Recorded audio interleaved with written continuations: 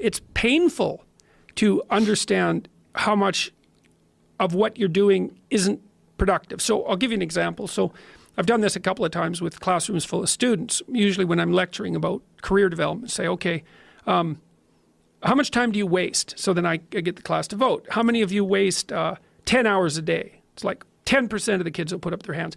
And it's interesting because I don't define what constitutes waste. I just ask the question. So they're diagnosing themselves, right? I'm not saying you're wasting 10 hours a day.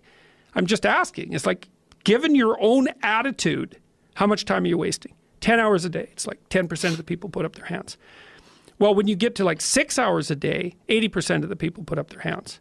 So then we do the arithmetic. It's like, because I like doing arithmetic with people. People hate arithmetic, but I like doing it. It's like, okay, 6 hours a day.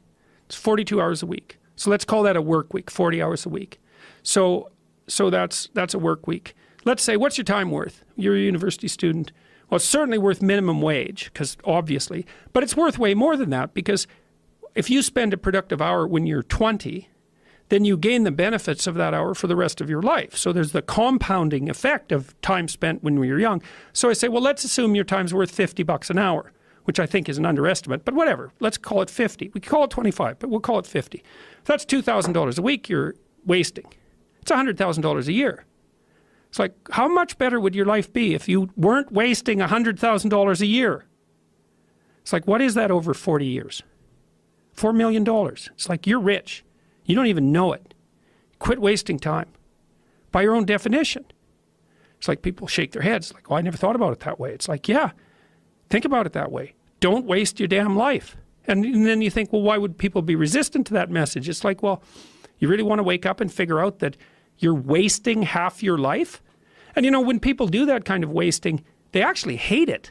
You know, and I've had lots of people come to my clinical practice who were chronic procrastinators.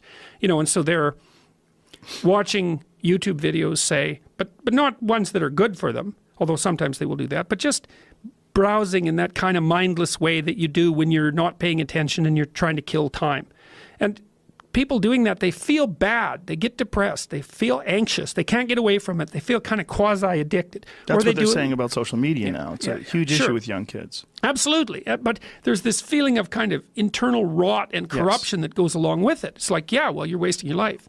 It's like, so it's painful. It's painful to recognize that. Then it's painful to think, oh my God, look how undisciplined I am. I don't know anything. I can't use a schedule. I can't stick to a calendar. I don't have any aims. I don't know anything about the world, right? And maybe there's a part of me that's bitter because I haven't got everything already. And I'd just like to say, to hell with it. That's the recognition of the Jungian shadow. It's like, that's what makes you vicious and untrustworthy. All of that. No one wants to look at that. And no bloody wonder. But hey, the alternative is worse.